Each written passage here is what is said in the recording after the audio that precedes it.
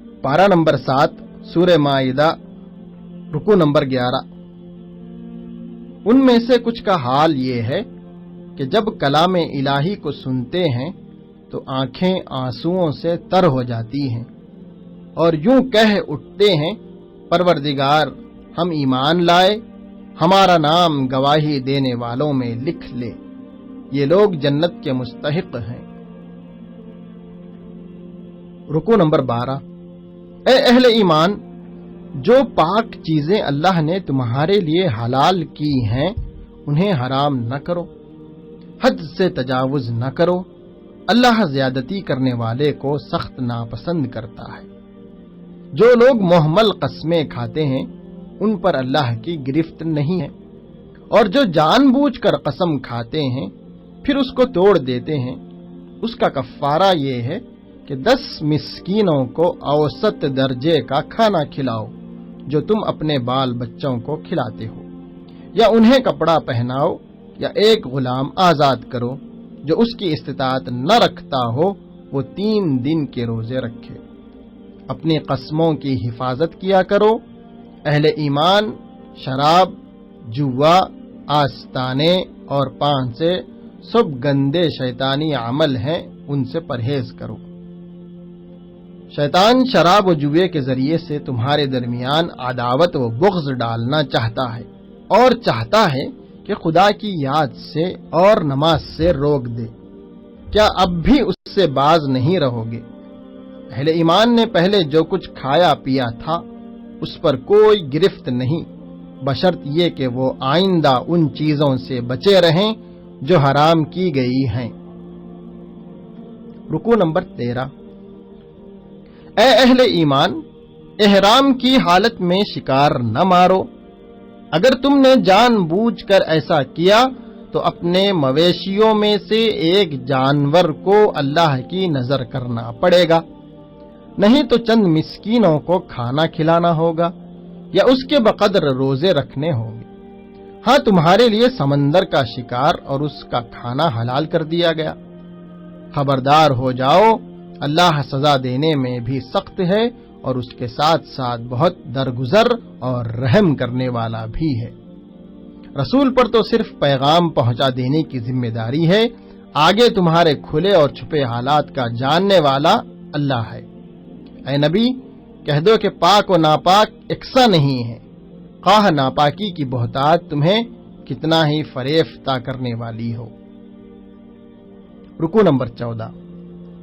जब लोगों से कहा जाता है कि आओ उस कानून की तरफ जो अल्लाह ने नाजिल किया है और आओ पैगंबर की तरफ, तो वो जवाब देते हैं कि हमारे लिए तो बस वही तरीका काफी है जिस पर हमने बाप दादा को पाया है।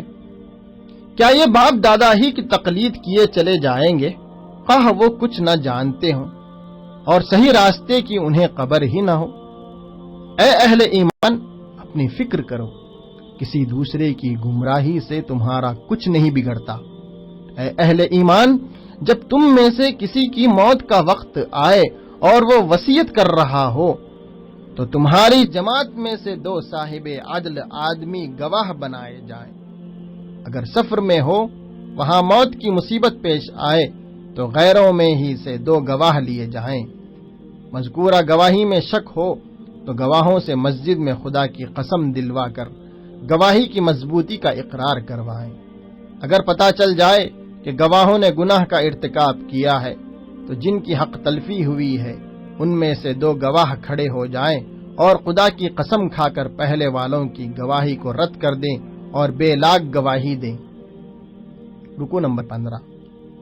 क़यामत में अल्लाह तमाम अंबिया को जमा करके पूछेगा कि तुम्हें क्या जवाब दिया गया।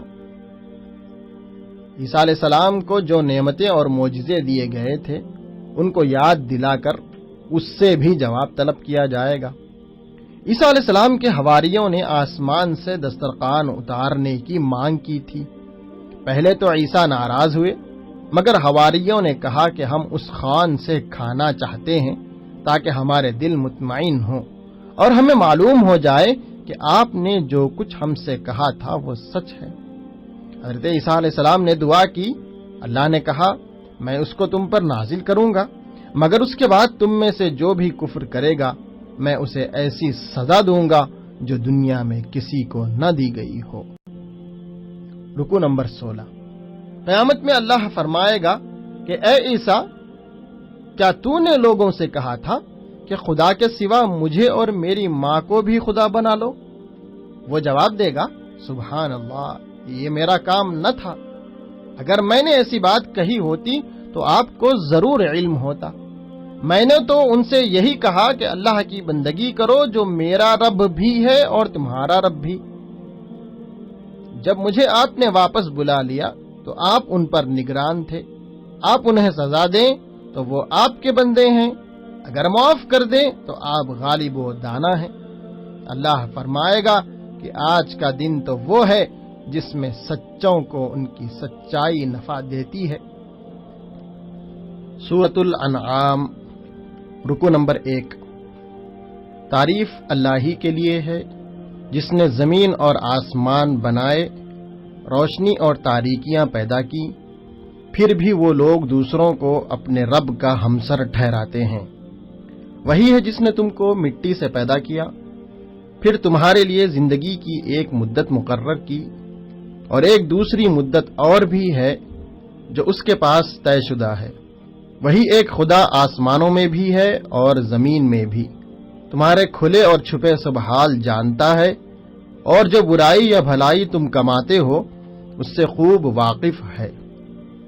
کیا انہوں نے نہیں دیکھا کہ ان سے پہلے کتنی ہی ایسی قوموں کو ہم ہلاک کر چکے ہیں جن کا اپنے اپنے زمانے میں دور دورہ رہا ہے؟ ان کو ہم نے زمین میں وہ اقتدار بخشا تھا جو تمہیں نہیں بخشا، اور نعمتوں سے نوازا تھا، لیکن جب انہوں نے ناشکری کی تو آخرکار ان کے گناہوں کی پاداش میں انہیں تباہ کر دیا اور ان کی جگہ دوسرے دور کی قوموں کو اٹھایا۔ رکوع نمبر 2۔ ذرا زمین میں چل پھر کر دیکھو، جھٹلانے والوں کا کیا انجام ہوا ہے۔ آسمان و زمین میں جو کچھ ہے اللہ تعالیٰ کا ہے، اس نے رحم و کرم کا شیوا اپنے اوپر لازم کر لیا ہے۔ قیامت کے روز وہ تم سب کو ضرور جمع کرے گا۔ یہ بالکل غیر متشابہ حقیقت ہے۔ کہو اللہ کو چھوڑ کر کیا میں کسی اور کو اپنا سرپرست بنا لوں؟ اس خدا کو چھوڑ کر جو زمین و آسمانوں کا مالک ہے، جو روزی دیتا ہے مگر روزی لیتا نہیں ہے۔ مجھے تو یہی حکم ملا ہے کہ سب سے پہلے اسی کے آگے اپنا سر جھکا دوں۔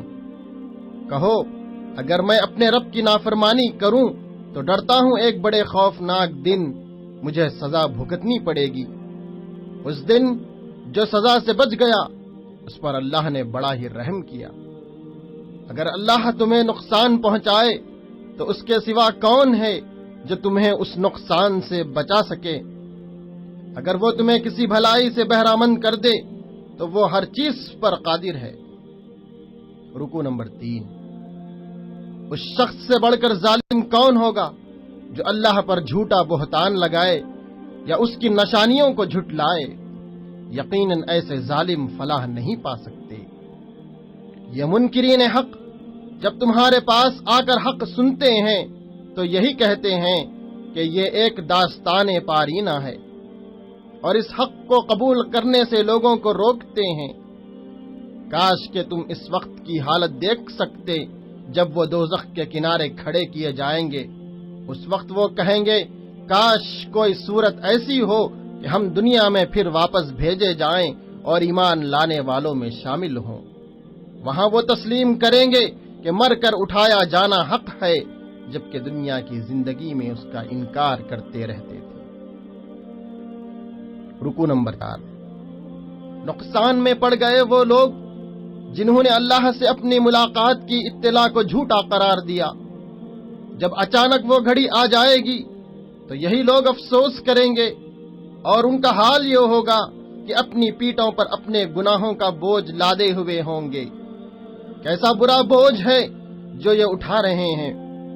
دنیا کی زندگی تو ایک کھیل تماشا ہے، حقیقت میں آخرت ہی کا مقام بہتر ہے ان لوگوں کے لیے جو گناہوں سے بچنا چاہتے ہیں۔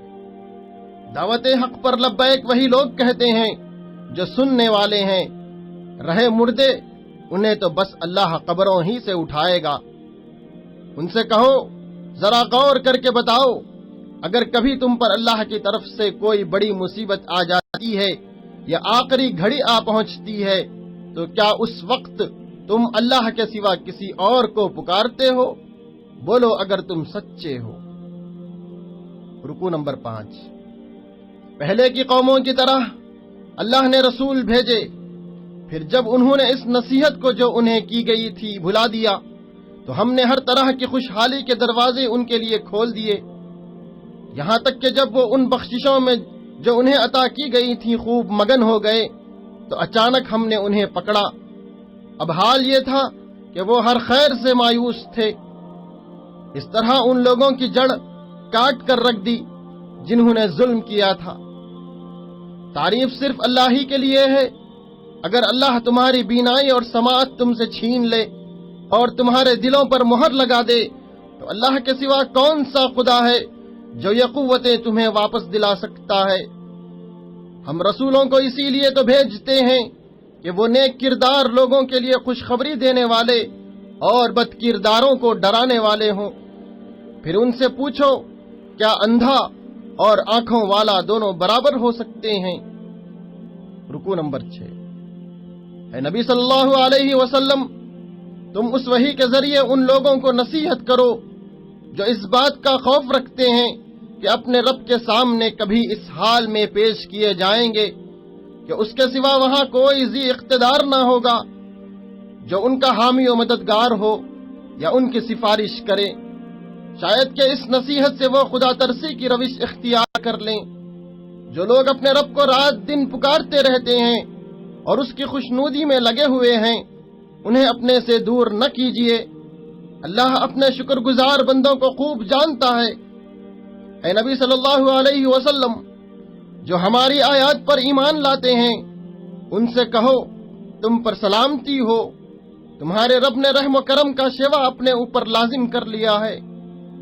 اگر تم میں کوئی نادانی کے ساتھ کسی برائی کا ارتکاب کر بیٹھا ہو پھر اس کے بعد توبہ کرے اور اصلاح کر لے تو وہ اسے معاف کر دیتا ہے اور نرمی سے کام لیتا ہے۔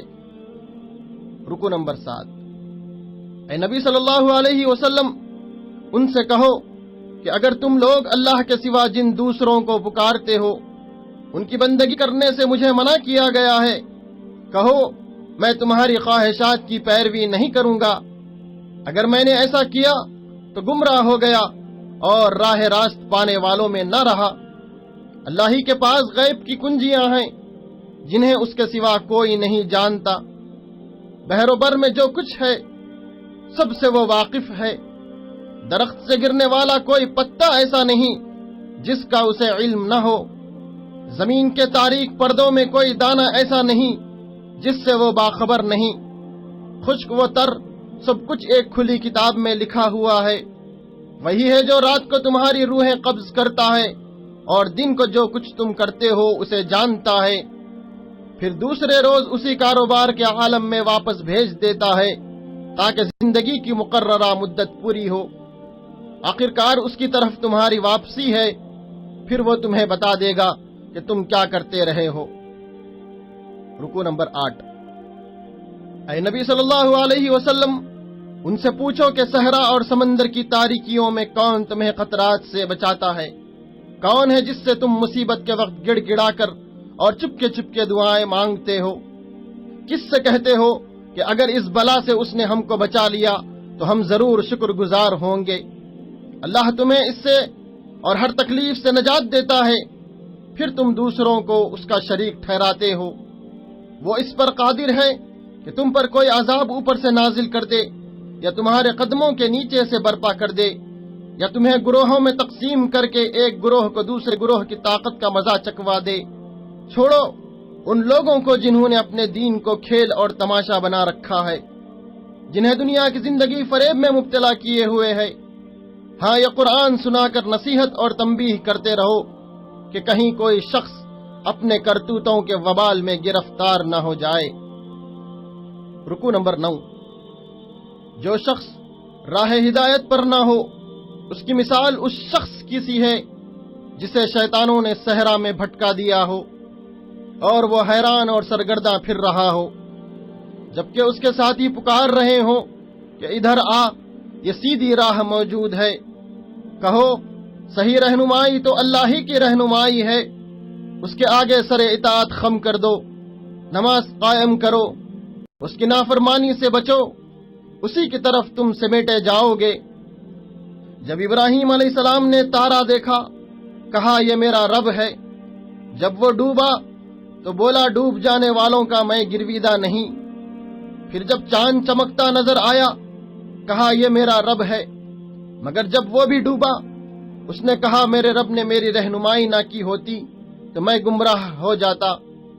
پھر جب سورج کو روشن دیکھا تو کہا کہ یہ میرا رب ہے، یہ سب سے بڑا ہے۔ مگر جب وہ بھی ڈوب گیا تو ابراہیم پکار اٹھے کہ اے برادران قوم، میں ان سب سے بیزار ہوں جنہیں تم خدا کا شریک ٹھہراتے ہو۔ میں نے یکسو ہو کر اپنا رخ اس ہستی کی طرف کر لیا ہے جس نے زمین و آسمان کو پیدا کیا ہے، اور میں ہرگز شرک کرنے والوں میں سے نہیں ہوں۔ رکوع نمبر 10۔ ہم نے ابراہیم علیہ السلام کو بلند مرتبہ عطا کیا، اس کی نسل میں بہت سارے انبیاء پیدا کیے، جن میں سے ہر ایک کو تمام دنیا والوں پر فضیلت دی۔ اللہ اپنی ہدایت سے اپنے بندوں میں سے جس کی چاہتا ہے رہنمائی کرتا ہے۔ اگر انہوں نے شرک کیا ہوتا تو ان کا سب کیا کرایا غارت ہو جاتا۔ اے نبی صلی اللہ علیہ وسلم، یہ وہ لوگ ہیں جو اللہ کی طرف سے ہدایت یافتہ تھے، انہی کے راستے پر تم چلو۔ یہ ایک عام نصیحت ہے دنیا والوں کے لیے۔ رکوع نمبر 11۔ یہ کتاب جسے ہم نے نازل کیا ہے بڑی خیر و برکت والی ہے، اس چیز کی تصدیق کرتی ہے جو اس سے پہلے آئی تھی، اس لیے نازل کی گئی ہے کہ اس کے ذریعے سے تم بستیوں کے مرکز یعنی مکہ اور اس کے اطراف رہنے والوں کو متنبع کرو۔ اس شخص سے بڑھ کر ظالم کون ہوگا جو اللہ پر جھوٹا بہتان گھڑے؟ کاش تم ظالموں کو اس حالت میں دیکھ سکتے جب وہ سکرات موت میں ڈبکیاں کھا رہے ہوتے اور فرشتے ہاتھ بڑھا بڑھا کر کہہ رہے ہوتے، لاؤ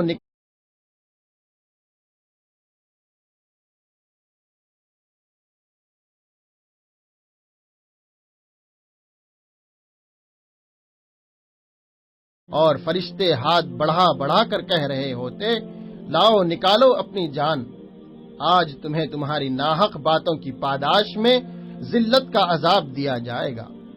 تم اللہ کی آیات کے مقابلے سرکشی دکھاتے تھے، اور اللہ ان سے کہے گا، لو اب تم ویسے ہی تنے تنہا ہمارے سامنے حاضر ہو گئے جیسا ہم نے تمہیں پہلی مرتبہ اکیلا پیدا کیا تھا۔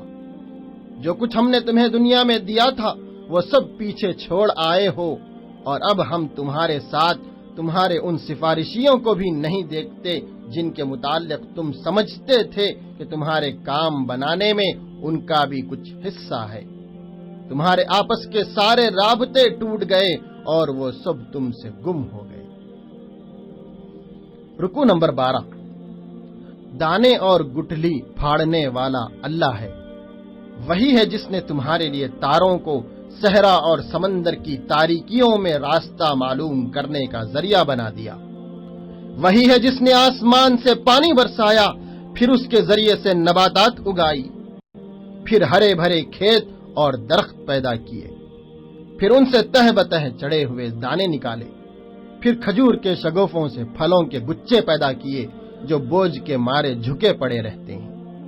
انگور، زیتون اور انار کے باغ لگائے جن کے پھل ایک دوسرے سے ملتے